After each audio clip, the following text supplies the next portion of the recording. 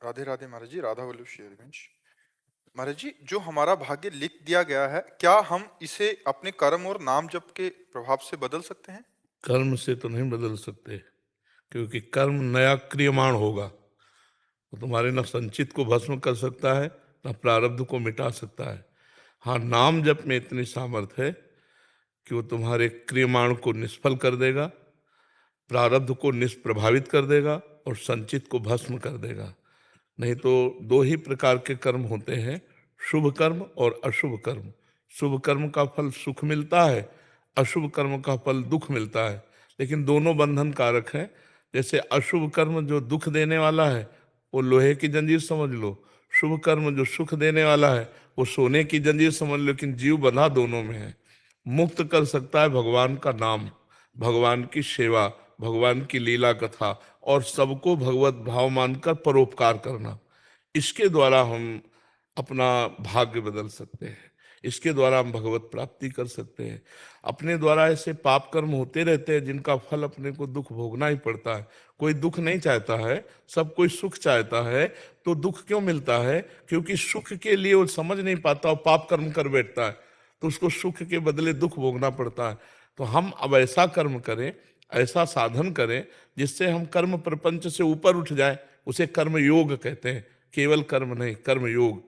जो भगवान को संग रखकर भगवान के निमित्त से भगवान की दी हुई वस्तुओं द्वारा भगवान का आराधन होता है, उसे कर्म योग कहते हैं। खूब नाम जप करो, दूसरों का उपकार करो, गंदा भोजन मत पाओ, गंदी बात मत सुनो, गंदी बात मत देखो, गंदी बात मत करो, अभी आनंद आने लगेगा। नहीं तो मन बड़ा चंचल है, ये विषयों की तरफ ही भागता रहता है। गंदी बात इसको बहुत प्रिय है, क्योंकि बहुत जन्मों से गंदी बात हम इसे देते रहे। अब इसे अच्छी बात सुनाए तो अच्छा नहीं लगता, अब उसको बार बार सुनाए तो अच्छा लगने लगेगा। जैसे करत करत अभ्यास के जड़मत होत सुजान, रस्सी आवत जात ही सिल पर होत निशान। तो ऐसे मन को बार बार राधा राधा राधा राधा, तो उसका अभ्यास बन जाएगा, उसकी आदत बन जाएगी। नाम जप में है, नाम संकीर्तनम यस्य सर्व पाप प्रणाशनम। सर्व माने संचित भी, क्रियमाण भी और प्रारब्ध भी। नाम संकीर्तनम यस्य सर्व पाप प्रणाशनम। भगवान की शरणागति, अहम तो हम सर्व पापेभ्यो मोक्षयिष्यामि मा शुचा। मैं तुम्हें समस्त पापों से मुक्त कर दूंगा, चाहे इधर का हो, चाहे जमा हो, चाहे प्रारब्ध हो। खूब नाम जप करो। करते हो नाम जप? हाँ जी, करते हैं। हाँ, नाम जप करो, नाम जप से ही आनंद आएगा। 6 महीने से देखने लगे जी, आपका पहली बार यहाँ आया। हाँ, नहीं ठीक, स्वागत है आपका, और खूब नाम जप करो जी। मंजू जी राजस्थान से।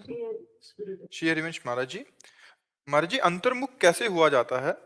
हम अंतर्मुख नहीं हो पाते। पहले नाम को बहिर्मुख जपो तो वो अंतर्मुख करेगा। अभी तो अंतर्मुख की कला ही नहीं आई है ना।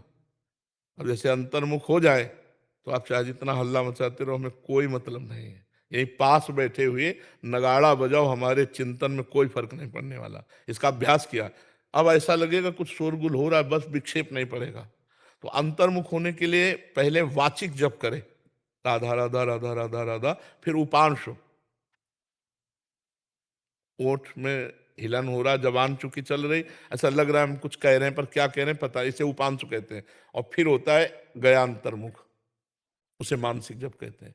हम देख रहे हैं, चल रहे हैं, फिर रहे हैं, उठ रहे हैं, बैठ रहे हैं, हमारा चल रहा है, मानसिक जप चल रहा है। तो जब अंतर्मुख आएंगे तब हमारी जो साधना वो परिपक्व अवस्था की मानी जाती है। सर्वात्मना न विसृजेत बहिरिंद्रियाणि, इंद्रियों को बहिर्मुख मत होने दो, अंतर्मुख होने दो। मतलब हम आपको देख रहे हैं लेकिन देखते हुए भी नहीं देख रहे हैं, क्योंकि अंतर में हम अपनी नेत्रेंद्रिय से कुछ ध्यान कर रहे हैं, इसलिए देखते हुए भी आपको, जैसे आपका ध्यान अंदर का कहीं चला जाए लौकिक बात में ही, तो आप कहोगे यार दोबारा बोलो, हम सुन नहीं पाए। बोले क्यों, पास ही तो थे। बोले वो थोड़ा चित्त चला गया था। अगर चित्त अंदर का कहीं और हो तो आप पास रहते हुए भी नहीं सुन सकते, सही बात।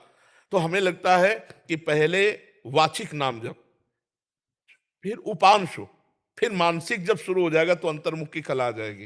ये नाम जब से आई, हमने हर योग को शोध के देखा, सब योग का परिणाम आपको नाम जप कहते हैं। ऐसा नहीं कि हम उत्तर में आए, हर उत्तर में नाम जप। अष्टांग योग में हम चले, सांख्य योग में हम चले, नैष्ठिक ब्रह्मचर्य रह के पितृ तर्पण श्राद्ध देव, ब्राह्मण के घर जन्म हुआ तो पूरा वैदिक सिद्धांत। ऐसा नहीं कि वो सब नहीं जानते हैं और फिर आके यहाँ वैष्णव धर्म, सब ग्रंथ पंथ तब बचपन से है। मतलब 11 वर्ष की अवस्था से है, और ऐसे नहीं कि भंडारा कभी बैठ के नहीं, मतलब कठोर जीवन और हर बात का। तब हम कहते हैं नाम जप करो, नाम जप करो, नाम जप करो, हर शास्त्र का शोध करके। ये कलिकाल मलायतन मन कर देख विचार। यहाँ ऐसा मलिनता छाई हुई कि और साधन बन ही नहीं सकते हैं। जैसे हम कहते हैं योग, तो बैठो 3 घंटे पद्मासन में बैठ बिना हिले तो तुम्हें जाने कि योगी है। और 3 घंटा में कहीं हिलना नहीं चाहिए, चाहे सिद्धासन में बैठ चाहे पद्मासन में बैठ। और प्राणवायु के सामने ऐसे मैदा रखो, हिलना नहीं चाहिए मैदा में, ये श्वास में हिलना नहीं चाहिए। तब हम समझे कि योग मार्ग में चलने वाला साधक है। सिद्ध का तो बात अलग होती है। हर साधन को करके देखा है, और सबका फल सब साधन कर, यह फल सुंदर, प्रभु पद पंकज प्रीति निरंतर। निरंतर भगवान का सुमिरन हो रहा है, वो नाम जप से ही अंतर्मुखता आएगी।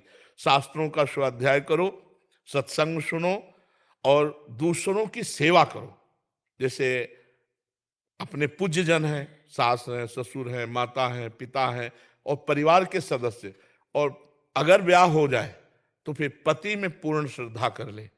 थोड़ी बाड़ी अनुकूलता प्रतिकूलता स्वभाव की सब में होती है, मतिर मतिर भिन्न होती है, लेकिन अपने आराध्य देव मानकर यदि हम पति को और पत्नी को अपना अर्धांग और प्राण मान करके पोषण करें तो बहुत सुंदर गृहस्थी में रहते हुए भी भगवत प्राप्ति हो जाए। वो अंतर्मुखता अपने आप आ जाएगी। नाम जप करो, नाम जप से आ जाए।